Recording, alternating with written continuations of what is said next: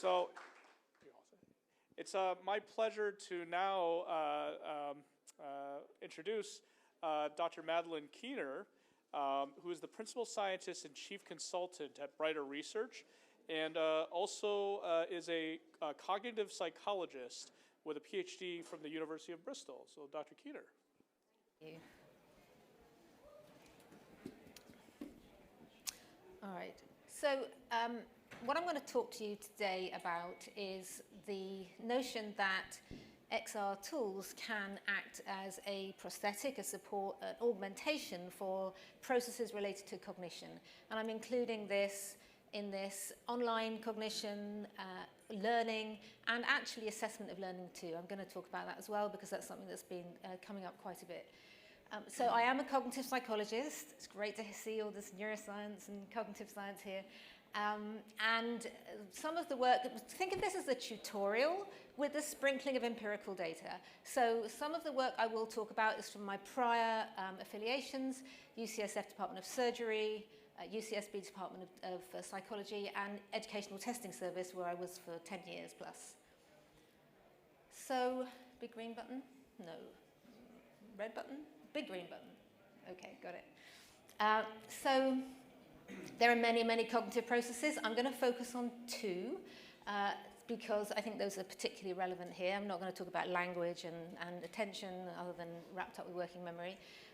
But the two kind of very ripe types of processes for support from XR are the front-end information processing system of working memory. This is everything that you're thinking about right now, as you're listening to me, as you are making sense of the words that I'm saying as they unfold in time. That's your working memory. That's your verbal auditory working memory. There's also a component of your working memory that is making sense of this diagram. Your working memory is active, it's limited capacity, it's all those consciously controlled, effortful mental processes that we do all the time, including attention and perception and information processing generally.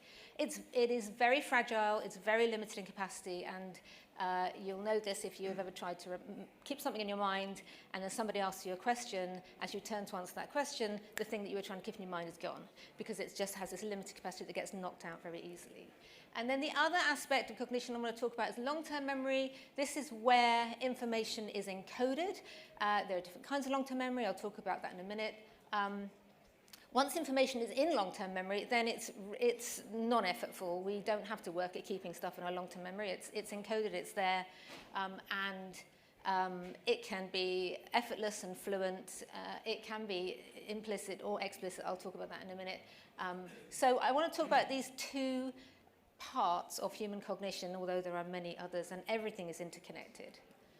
So let's start thinking about these conscious, cognitively effortful working memory processes that we are doing all the time, that our working memory is working at, the mental workspace. So I'm going to call this online cognition. So if you think about what goes on in medicine, there are an awful lot of things that people are doing that are very effortful and take up a lot of that mental capacity, a lot of that attention. So a lot of these kinds of activities, like making sense of medical images, learning about anatomy, operating in a complex environment with other people, all these kind of reasoning processes, like trying to figure out what's going on if you're trying to diagnose somebody, all of these are very, very demanding of working memory. And so one of the things that we might want to think about is whether these XR technologies can act as what has been coined in the learning science literature as a cognitive prosthetic. In other words, can we offload some of that effort onto external tools? Can we even augment our internal cognition to the extent that we can do stuff that we wouldn't be able to do with the mind alone? And this is really well established as a whole subfield of cognitive science called embodied cognition. And embodied cognition is this general theory that you can offload cognition, and in fact that cognition does not just occur in the mind, it occurs out here in the world as well. So we do this all the time. If you pick up a pen and sketch yourself a diagram to help you think, you are embodying your cognition externally. If you write a list and take it to the store with you so that you don't have to keep that stuff in your working memory, you're offloading the effort. And then if you think about the kind of technologies that we have now with three-dimensional representations of patient data that we can explore and we can navigate and we can manipulate in ways that would be really effortful if we were trying to do those inside our minds alone. This is the notion of being able to offload the effort and do some of those cognitive processes externally. And there's many, many research studies on these general underlying processes. So I'm going to give you an example from some of our work. This is work we did at UCSB. And in this case, what we were doing was we were looking at the process of spatial reasoning. Spatial reasoning, visuospatial cognition, is a very prevalent mental process in the field of medicine. If you think about it in medicine, you're dealing with structures and processes and systems and dynamics and shapes and relations. All of that stuff is taxing your mental representation that is able to support and manipulate information about spatial relations and visual information. And so what we did in this study was we had this fictitious object which was inspired by the liver. I can't say it looks much like the liver because it was meant to be fictitious. We didn't want any prior knowledge. And it had these internal ducts. And the goal was that you were shown the image on the left and you had to imagine it's being sliced at the line. And what would the cross-section look like if you viewed it from the perspective of the arrow? And we gave people, this is 20 years ago, so we gave them in the lab a 6 degrees of freedom controller, and they had a 3D model of this on the screen, and they were allowed to manipulate this freely to help them with this task. And what we scored them on was their understanding of the relations among those ducts in the cross-section, excuse me. And we had a complex scoring. And we also measured people on their internal abilities to do these kinds of mental visualizations, spatial visualization. We gave people the mental rotation test, which is this famous test here. I've shown you the correct answers, where you have to say which of the two objects are the same as the left-hand object but rotated. And this one is an adaptation of the Purdue visualization of views test. This represents a glass cube with a shape floating inside, and you have to say which corner would I have to look from to see this view of the shape. It's quite a difficult test. So we got scores on individual differences in people's ability to do this mentally as well. And we had an interactive group and a non-interactive group.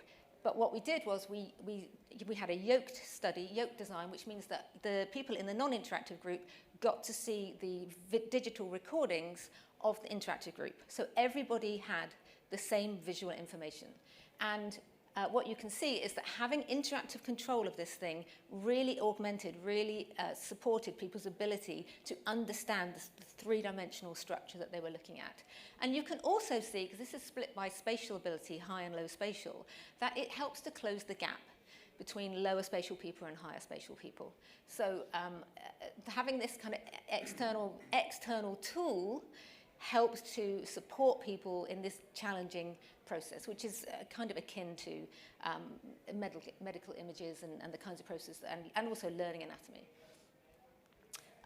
We also wanted to see what were people doing with this, so we digitally recorded how they were interacting with this thing, and on the right hand of these two images shows what the view would look like if you rotated it into the perspective of the arrow, which is the kind of the critical view for doing this task. And we have many different versions of this test with slices in different orientations, with arrows in different positions. And we found that not everybody actually uses this thing effectively, i.e. not everybody goes to the arrow view. This is the number of people who looked at the arrow view, went to the key view on certain numbers of trials. And you can see there's a whole bunch of people on the left-hand side who never did it, who just never used this in an effective way. And then other people who use it a variable amount of times. And what we found is that if you get the people in the interactive group and you split them by whether they use this in the most helpful way, it really impacts their performance. So getting people to use these kinds of tools effectively is also important. And not everybody in our study knew how to use it effectively. There are lots of ways that you can support this. There's plenty of research in design of external visualizations, things like indicators and signals and cues and so on that you can give people. But sometimes it's important because not everybody knows how to use these things in a helpful way. And in fact, we ran an additional study where we gave non-interactive people the best view based on what we had recorded from this high access group, which is, and actually the best way to use this turns out to be to rotate it into the view and then do a little wobble back and forth because it gives you motion parallax, so you can get more information about the three-dimensional structure. And that's been shown in multiple studies, not just ours. And these people actually did really well. So even though they didn't have interactive control, what they got to see was the best information. So thinking about that in terms of designing these types of tools is also important. And then we did another study with dentists, with dental students, where we said, well, let's see what we get if people are given a familiar structure. And we developed this tooth test, as we called it. And we tested first-year dental students incoming and at the end of their first year. And we did a longitudinal study, and we also looked at fourth years. And what we found is that those advanced dental students were better than the beginning dental students, and that the beginning dental students got better through their first year, but only on the tooth, not on the fictitious structure that they had no familiarity with. So there's also something important about the information that's in your long-term memory and how that interacts with the information that you have in your working memory and in these external tools. So understanding those cognitive processes at this kind of micro level is really helpful when you're designing these kinds of things. All right, so my suggestion for this is if you really want to know what's going on, model those cognitive processes and design your tool, assuming that that's this kind of thing you're working on, to offload what is effortful, to augment those things that are critical, and to support it being used in an effective way. Part 2, learning. All right, so can XR technologies support learning? Yes, we all know they can, at least intuitively we know that. So now what we're talking about is the processes of learning. Process of learning happens at the front end when information is being brought in and encoded, and the outcomes of learning, which are, broadly speaking, divided into two different kinds of knowledge. Explicit knowledge, which is declarative knowledge, so that is knowledge about knowledge that you can describe, that you have conscious access to. Typically it's things like conscious recollections of past events or semantic knowledge of facts. And then implicit knowledge is the kind of knowledge that is you don't really have much conscious access to. So for example, skills are in this category. People who are very skilled at things typically find it quite hard to describe how they're doing the thing because it's become so automated and so unconscious. Things like, for example, reading radiographs. So not all skills are behavioral, not all skills are physical. Something like reading radiographs is a skill that is acquired over time, but it's not a behavioral skill, it's a cognitive skill. It's like pattern recognition. So skills come in many different varieties. But these are implicit in that you don't necessarily really know how you're doing, or it's harder to describe anyway. So, and the other thing to know is that explicit knowledge can become implicit because when we practice something over and over again, it becomes more and more automated. And this process of proceduralization has been very well documented. So I want to think about XR technologies for supporting this. I'm going to focus on the implicit skill side, even though I could give you a whole other talk about the declarative knowledge, but for the sake of time. So this is classic. This is 1919. Thurston was publishing about learning curves. So for more than 100 years, people have been working on this kind of stuff. So the learning curve shows the upward trajectory of learning and also the way that curve changes according to the rate of learning. And what we're looking at here is a learning curve that represents an acceleration up towards, I should do it this way around, an acceleration up towards proficiency, and then a leveling out as proficiency is gained. There's also, we just heard about deliberate practice, and that can be used to take you beyond proficiency into mastery. There's been some research on that too. But here I'm focusing on people who we just want to get proficient. Oh, actually, I don't know if I can go back. Can I go back? Oh, I don't know. I guess, is that the back button? Yes, okay, good. All right, so this is really representing this shift from something that starts off explicit and then gradually becomes implicit. Think about learning to drive. When you first learn to drive, it's really cognitively effortful. You have to give it all of your attention, but eventually you get to the point you can drive from A to B and you don't even recall how you got there because it's become so unconscious and so automated. All right, so what about skills acquisition? Again, I'm just focusing on skills. Well, here's a study that we did. This was done at UCSF, in the Department of Surgery, and UCSB. And this is one small skill we took from laparoscopic surgery, which is manipulating an angled laparoscope into targets. And we had desktop VR 20 years ago. And this is a measure of the time to target. And on the far left is all of the individual learning curves for all of those individuals who undertook this training over 12 sessions. So you can see people start off really different, but as learning is acquired, they get closer and closer together. And this is one of the indicators that learning has happened. And over here, what we did was we also, at the very beginning, we measured people on general working memory capacity, on general reasoning. And we looked to see, we split people into high and low groups on that, and we looked to see if this predicted their performance at different points in the learning curve. Again, there's a whole literature on this. It's really classic stuff. This is called a treatment aptitude interaction. So you might have individual differences in aptitudes, and how you treat those, how the results of your learning depends on those as well as the treatment, which is the learning. So in other words, people differ, and those differences matter for learning. And what we found here is that the scores on, I don't know if I can, the scores on this initial measure, this is people divided into high and low. In the first few trials, it really matters. It really differentiates people's performance. And that's because in those early trials, this is very cognitively demanding. And so all those cognitive processes are being used here. And so it really does matter. But as this becomes more automated, that ceases to matter. And there's great literature published in the 60s, 70s, 80s, 90s, which show that, for example, you can look at these different predictors at different points in the learning curve. Like, for example, if there are studies that are showing that kinesthetic sensitivity, which is like your ability to kind of propriocept information that you're picking up, for example, is more of a predictor later on, because this now has become like a motor learning process rather than a heavily cognitive process. All right, so in terms of how to optimize this, capitalize on those known benefits of skills practice and incorporate. My advice is incorporate. There are so many principles in the learning sciences. I had a whole slide on this. I have it if you want to talk about it later.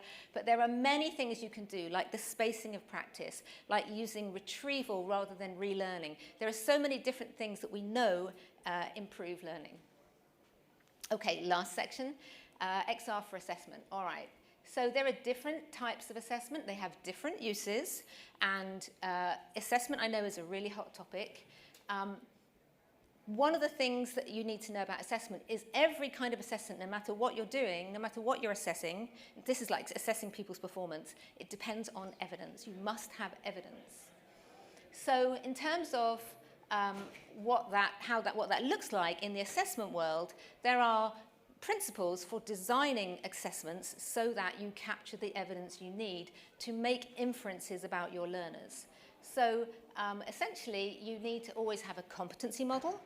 You need to have an evidence model, which tells you what pieces of evidence will give you the evidence of those competencies. And then you think about, okay, well, what tasks could I develop to help me elicit that evidence of those competencies?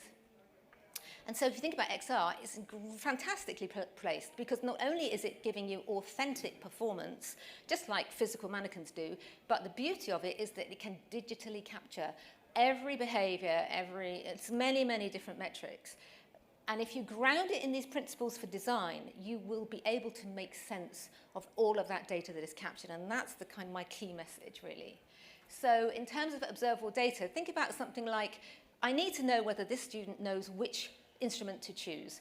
There are a few different ways you could get at that. You could ask them a question, but you could also build a behavioral multiple choice where you put that task into your simulation, and then you work out a scoring rubric for it. And it needs to be designed just like any other multiple choice test. It needs to have the right characteristics, so it will discriminate between people who have the knowledge and people who don't, won't allow guessing, all those kinds of stuff.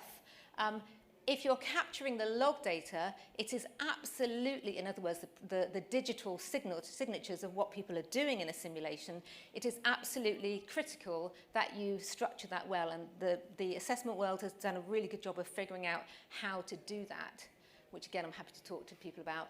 And so I just want to kind of flag this.